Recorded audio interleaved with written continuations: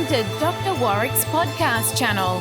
Warrick is a practising cardiologist and author with a passion for improving care by helping patients understand their heart health through education. Warrick believes educated patients get the best health care. Discover and understand the latest approaches and technology in heart care and how this might apply to you or someone you love.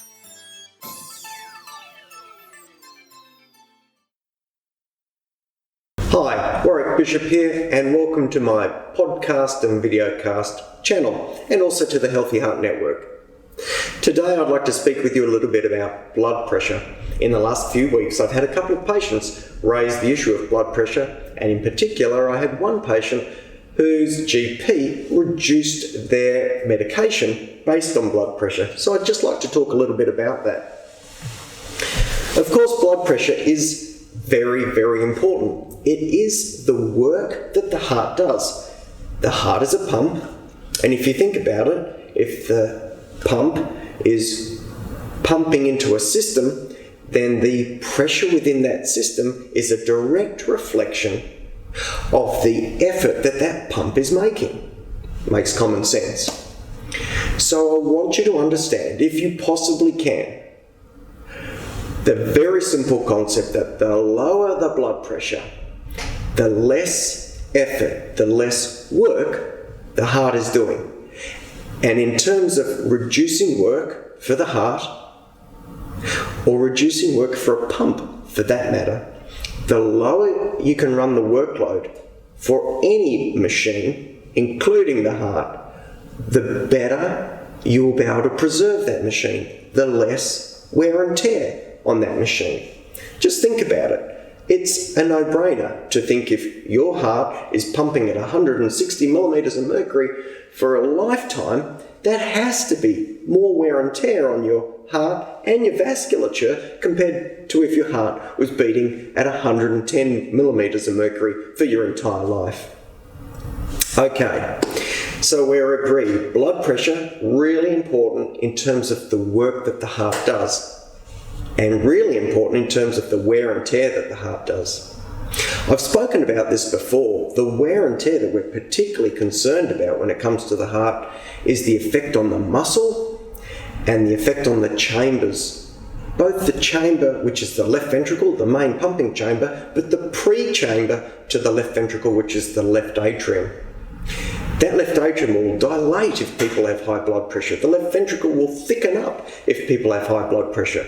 We will see individuals run a greater risk of developing a condition called atrial fibrillation, which I might just add, I've recently released a book on. So if you have atrial fibrillation and you're interested, please look it up, because I've got a lot of detail in there trying to explain this very complicated condition. But one of the things we really want to treat to reduce the risk of atrial fibrillation occurring in someone's lifetime is blood pressure.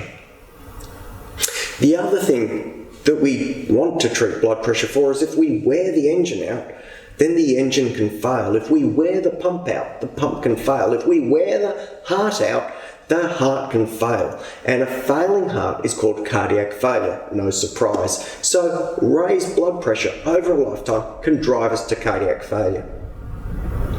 Really important, if someone does have cardiac failure, if their heart is not pumping properly, what we want to do to help that heart is lower the blood pressure as much as possible. Does that make sense? Of course. Imagine you had a vehicle or a car where the engine was a little bit dodgy. I had one at university. It was an old 1964 Volkswagen Beetle. Now, I used to drive that car along the flat, no problem at all, but I was rather judicious and careful if I had to take it up hills, because it just didn't have the pump or the energy or the engine capacity to do that. It was a bit worn out. When it comes to your heart, if you've got cardiac failure, we want to lower that blood pressure. We don't want you going uphill figuratively. We want you travelling on the flat so that that heart can recover. So on to the story in regard to the patient I saw this week. Patient comes in, he's on a group of medications for heart failure, which he's had for a number of years. Thankfully, he's been very stable. One of the tablets that he's on is a tablet called bisoprolol. You don't need to remember that name, but it is for cardiac failure. It is a class of beta blocker. So these agents slow the heart rate and can lower the blood pressure. These beta blockers we really often try and push to the highest tolerable dose that a patient can cope with. Because if the patient feels fine on the highest possible dose, we believe that's doing the best job for the heart. Well, this particular patient had been running on 10 milligrams of bisoprolol for a long time without any problems at all. His GP, who's a very good GP, has been following up regularly, but the GP recently took this patient's blood pressure and noted it was low.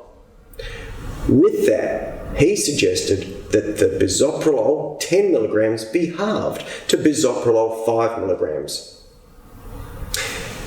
I saw the patient several months later. In fact, it was just this last week. My question to the patient was, did he have any symptoms? Was there any sign that his blood pressure was too low in terms of this patient's activities of daily living? Was it impacting him in any way? It turns out the patient had no symptoms whatsoever. Here's the take-home message. In general terms, we measure blood pressure to see if it's too high and we need to bring it down.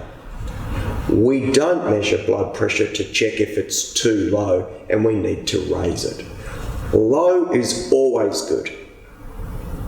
In this situation, this patient had no symptoms. I've put him back on his maximal dose, which we know is best for his heart. There is no question that at times we do over-medicate people when it comes to blood pressure.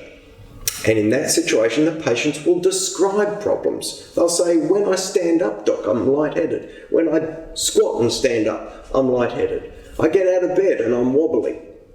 Then we can measure the blood pressure, see where it is, and match it up with the symptoms. If the symptoms sound like low blood pressure and measuring the blood pressure confirms it's low blood pressure, then of course we need to wind back on our blood pressure medication because we're causing problems, we're causing symptoms, we're impacting that patient on a daily basis.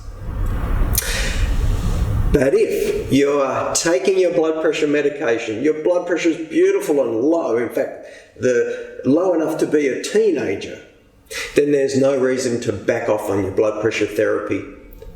Only if there's symptoms. If there's no symptoms, keep doing what you're doing and know that you're giving your heart the lowest workload it can deal with. You're giving it the best chance to function and you're reducing wear and tear on it in the long term.